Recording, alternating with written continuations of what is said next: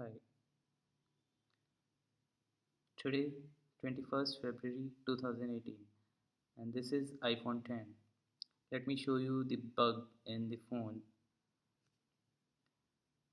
Right now I'm trying to change the screen. Here it is. I can change it. Now I'm trying to delete some of these screens.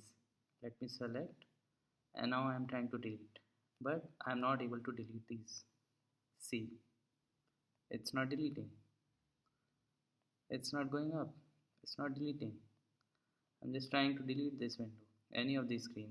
Nothing is getting deleted. I'm trying very hard, but these are not. These are changing. However, I'm not able to delete these. See here. So that's the big bug in the device, and the company is not ready to change or replace the device. So please, I will recommend don't buy this device. Thanks.